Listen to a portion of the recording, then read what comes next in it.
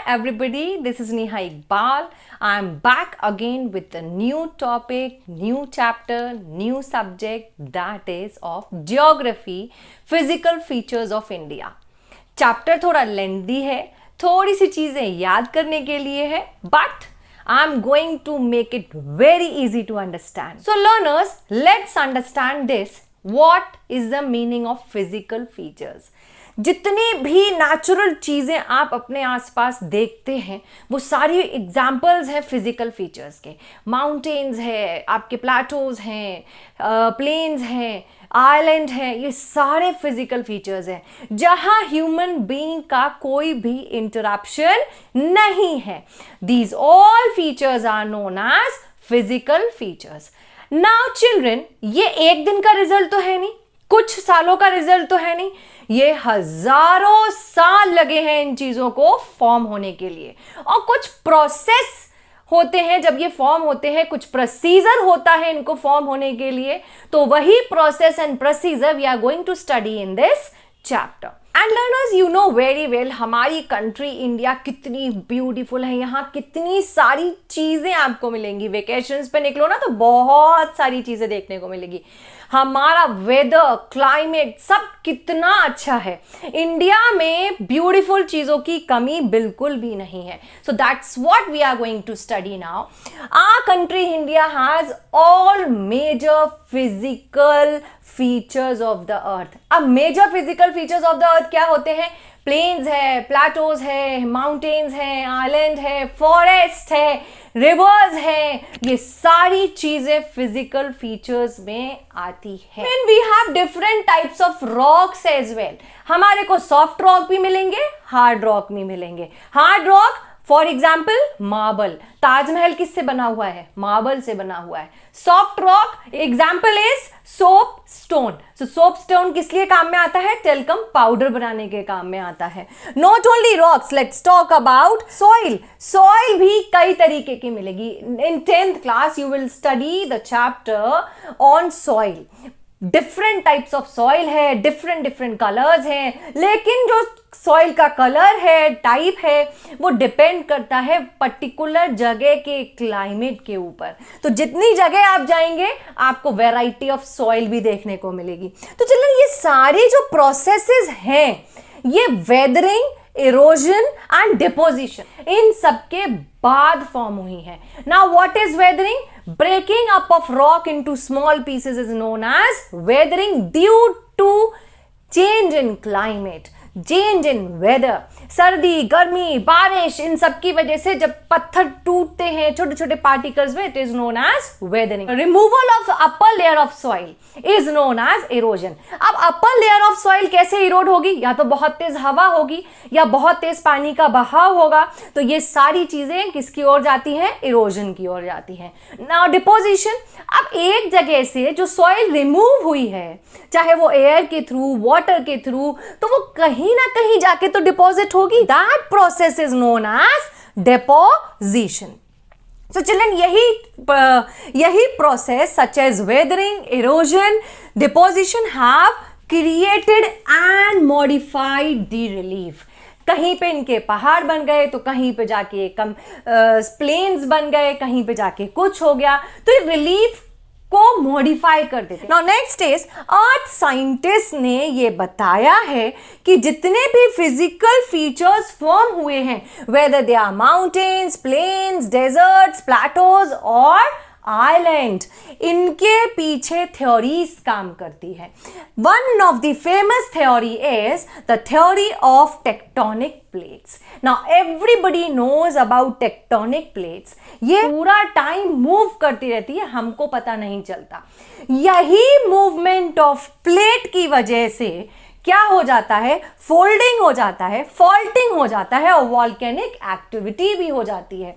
Folding means जब tectonic plates टकराती है तो जमीन फोल्ड होने लगती है, ऊपर की तरफ उठ जाती है.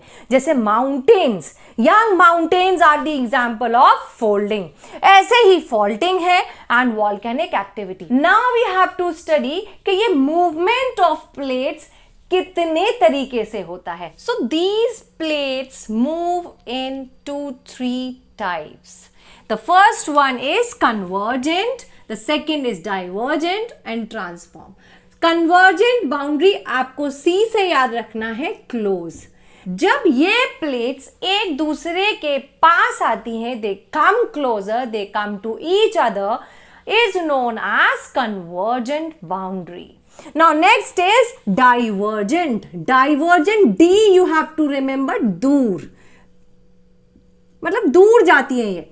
So दूर, like when these plate move away from each other, एक दूसरे से दूर जाती हैं, is known as divergent boundary. Now transform आपको ट्रांसफर से याद रखना है. जब दो प्लेट्स एक दूसरे को हॉरिजॉन्टली पास करती हैं, तब ये ट्रांसफॉर्म बाउंड्री बनाती है. So there are 3 types of movement in plates. The first is convergent, C close, एक दूसरे के पास आती है. डाइवर्जेंट, D दूर, एक दूसरे से दूर जाती है. They move away from each other.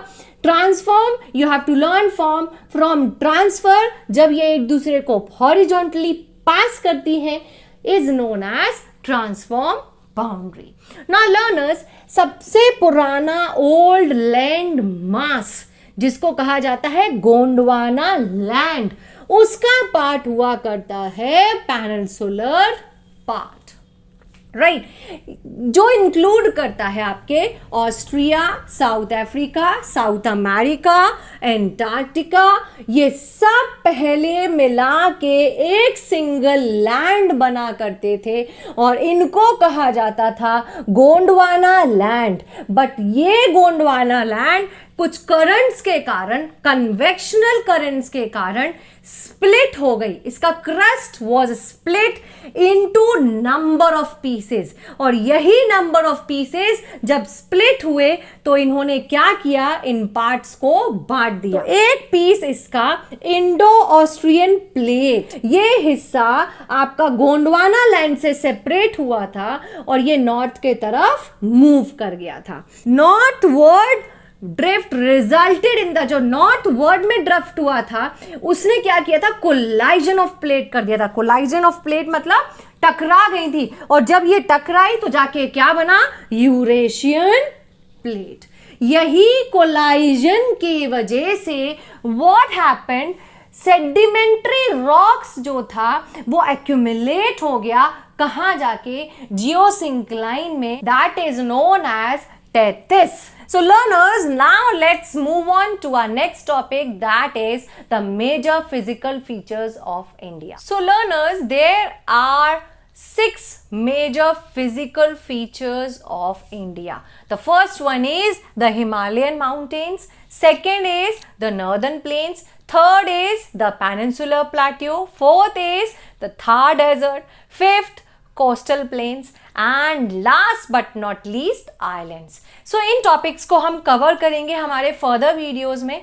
आज के लिए हम जो एक टॉपिक कवर करेंगे that is the Himalayan mountain. So let's study कि ये जो हिमालयन माउंटेन्स हैं ये कैसे बने, किस तरीके से बने हैं. तो जब इनमें कन्वर्जेंट मूवमेंट हुआ था टेक्टोनिक प्लेट्स का, तब हमारे हिमालयन माउंटेन्स फॉर्म हुए थे.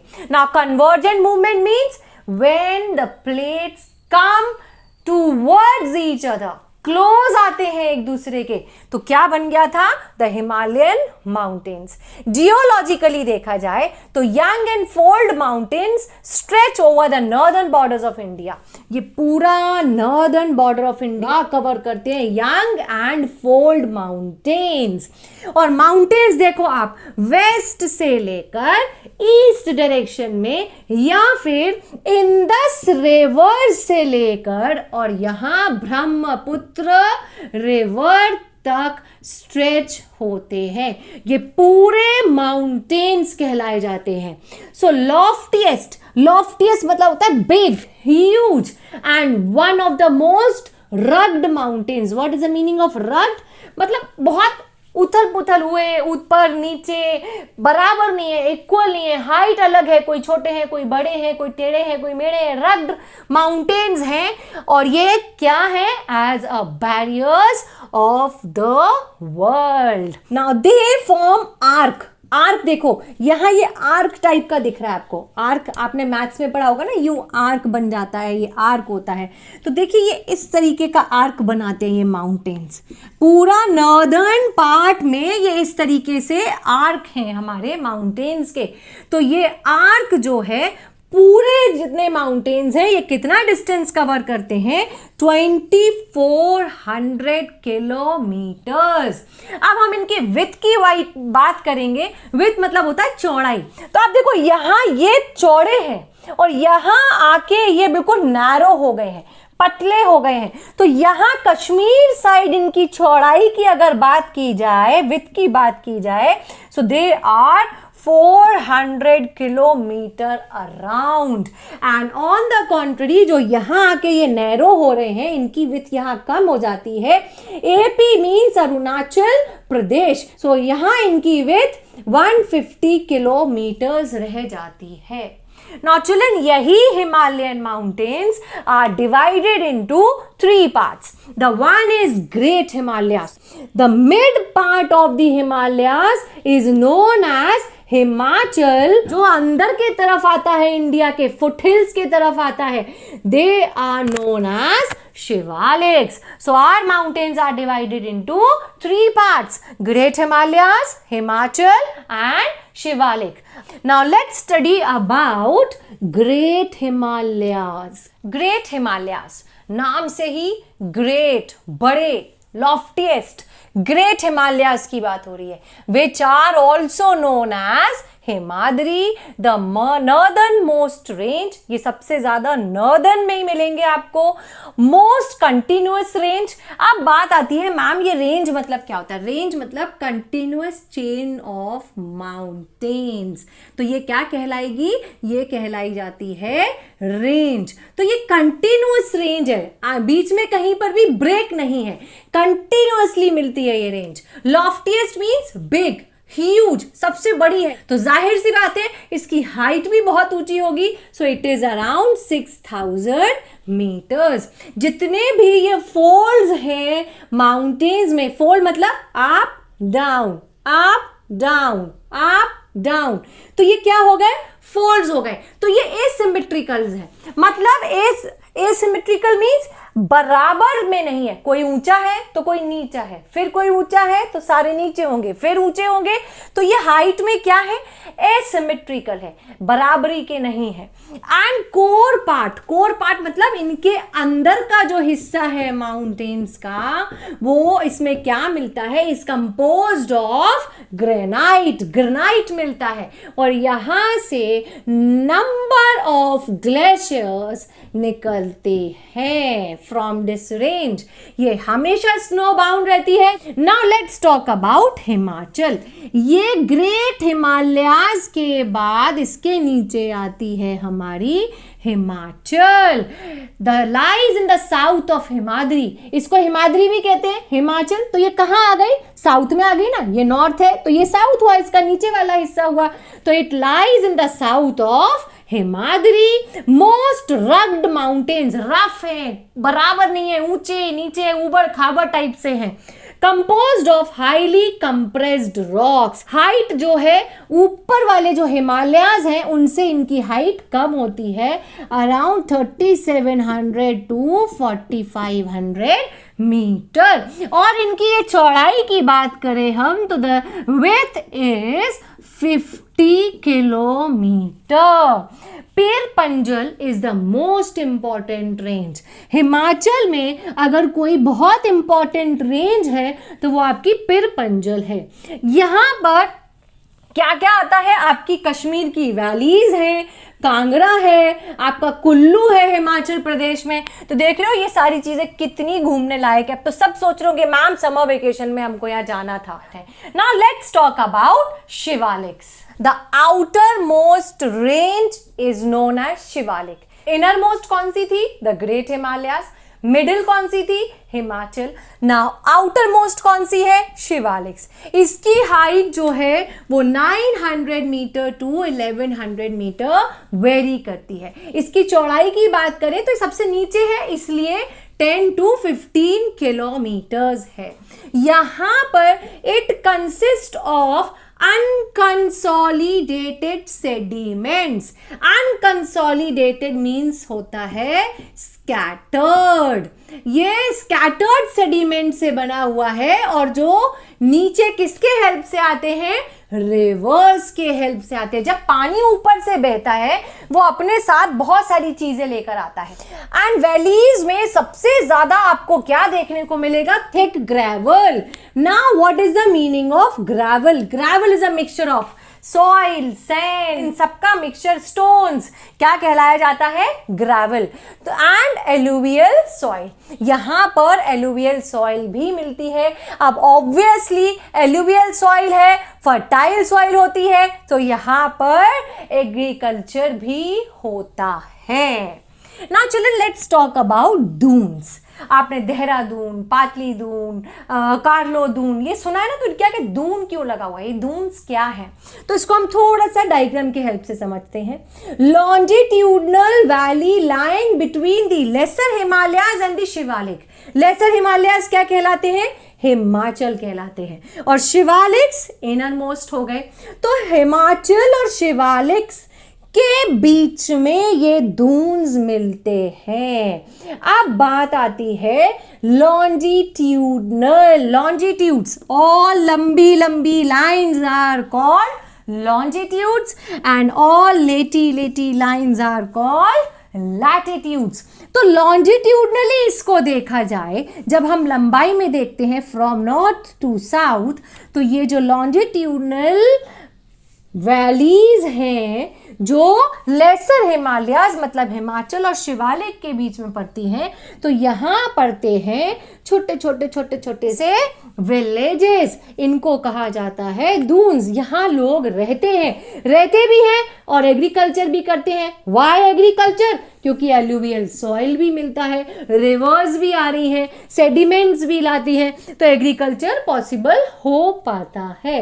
And these longitudinal valleys which lies between Himachal and the Shiwaliks are known as Duns. अब हम इन हिमालयास का डिस्ट्रीब्यूशन रिवर की हेल्प से पढ़ेंगे। Now learners, Himalayas are divided on the basis of regions from west to east, demarcated by river valleys. अब river valleys के basis पे भी ये divided है।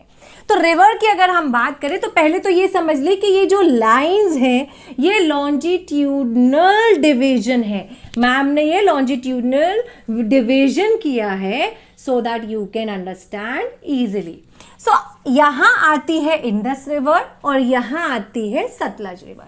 तो इंडस और सतलज के बीच में आते हैं हमारे Punjab Himalayas. Now Sutlej and Kali river के बीच में आता है कुमाऊं हिमालयास। अब काली एंड तीस्ता रिवर के बीच में आते हैं नेपाल हिमालयास। देखो ये नेपाल वाला हिस्सा आ रहा है ना, इसलिए इनको क्या कहा जाता है?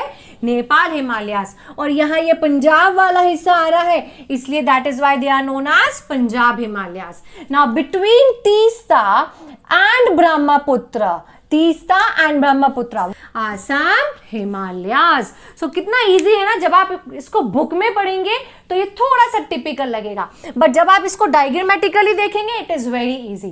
सो रिवर्स कौन कौन सी है? इंडस, सतलज, कली, तीस्ता एंड ब्रह्मपुत्र। अब इनके बीच में हिमालयाज पड़ते हैं और उनको डिवाइड कर दिया गया है। The Himalayas which lies between Indus and Sutlej are known as Punjab Himalayas. The Himalayas which lies between Sutlej and Kali are known as Kumaon Himalayas. And Himalayas lies between Kali and Teesta are known as Nepal Himalayas, and Himalayas which lies between Teesta and Brahmaputra river are known as Assam Himalayas। तो ये तो division हो गया river valley के basis पे हिमालयास का। Now today's last topic is the Purvanchal or eastern hills and mountains. Learners, before ending with the today's session, I would request you to please like, share and subscribe my channel. And please प्यारे प्यारे comments भी डाल दिया करो ma'am के लिए. 9th class के students मुझे कभी comments नहीं डालते हैं कि आपको वीडियोस पसंद आ रहे हैं या नहीं आ रहे हैं. वीडियोस पसंद आना मतलब एक्सप्लेनेशन समझ में आ रहा है या नहीं. So learners, please tell me whether you are getting the chapter nicely or not. Now let's move on to the last topic of today's session, that is Purvanchal or eastern hills. Purvanchal. Pur means east, Achal means Achal like mountain. Right तो हम किसकी बात करने वाले हैं? उन mountains की जो कहाँ पड़ते हैं? ईस्टर्न पार्ट में पड़ते हैं. और ईस्टर्न पार्ट में हमने अभी देखा कि वहां पर हमने किस रिवर के बारे में पढ़ा? ब्रह्मपुत्र. सो ईस्टर्न पार्ट की बात हो रही है. So Brahmaputra marks the eastern most boundary of the Himalayas. जो लास्ट में आके इस पार्ट में आके हिमालयाज जो पड़ते हैं वो आपके पूर्वांचल कहलाए जाते हैं. Beyond the Dihang gorge the Himalayas bend sharply to the south and spread along the eastern boundary. आप देखो पूरे यहाँ ईस्टर्न बाउंड्रीज में हिमालयाज आपको देखने को मिले.